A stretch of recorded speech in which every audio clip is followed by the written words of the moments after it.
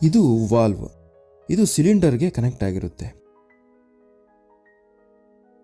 ಇದರಲ್ಲಿ ಒಂದು ಓರಿಂಗ್ ಇರುತ್ತೆ, ಹಾಗೆ ಈ ರೀತಿ ಪಿನ್ ಇರುತ್ತೆ. ಈ ಪಿನ್ನ ಕೆಳಗೆ ಒಂದು ಸ್ಪ್ರಿಂಗ್ ಇರುತ್ತೆ. ಈ ಪಿನ್ನ ಕೆಳಗೆ ಪ್ರೆಸ್ ಮಾಡಿದ್ರೆ ಸಿಲಿಂಡರ್ನಲ್ಲಿರುವ ಗ್ಯಾಸ್ ಹೊರಗಡೆ ಬರುತ್ತೆ. ಮತ್ತೆ ಅದನ್ನು ಬಿಟ್ಟರೆ ಹೊರಗಡೆ ಬರುವ ಗ್ಯಾಸ್ ಸ್ಟಾಪ್ ಆಗುತ್ತೆ. ಈಗ ಗ್ಯಾಸ್ ಸಿಲಿಂಡರ್ನಿಂದ ರೆಗ್ಯುಲೇಟರ್ಗೆ ಹೇಗೆ ಹೋಗುತ್ತೆ ಅಂತ ನೋಡೋಣ. ಇದು ಸಿಲಿಂಡರ್, ಇದು ವಾಲ್ವ್. ಈಗ ಈ ವಾಲ್ವ್ಗೆ ರೆಗ್ಯುಲೇಟರ್ನ ಕನೆಕ್ಟ್ ಮಾಡಬೇಕು.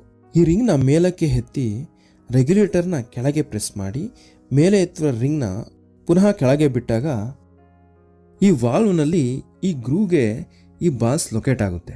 ಆಗ ರೆಗ್ಯುಲೇಟರ್ ಈ ಒಂದು ವಾಲ್ವ್ಗೆ ಭದ್ರವಾಗಿ ಕೂರುತ್ತೆ.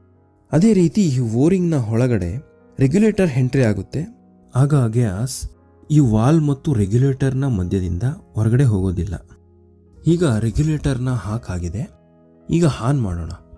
ಈ ನಾಬ್ನ ಕೆಳಗಡೆಯಿಂದ ಮೇಲಕ್ಕೆ ಎತ್ತಿದಾಗ ಆನ್ ಆಗುತ್ತೆ. ಈ ಒಂದು ಪಿನ್ ಕೆಳಗಡೆ ಹೋಗುತ್ತೆ. ಈ ಪಿನ್ ಈ ವಾಲ್ನಲ್ಲಿರುವ ಈ ಒಂದು ಪಿನ್ನ ಕೆಳಗಡೆ ಪ್ರೆಸ್ ಮಾಡುತ್ತೆ. ಆಗ ಸಿಲಿಂಡರ್ನಲ್ಲಿರುವ ಗ್ಯಾಸ್ ಈ ವಾಲ್ವ್ನಿಂದ ರೆಗ್ಯುಲೇಟರ್ಗೆ ಬರುತ್ತೆ.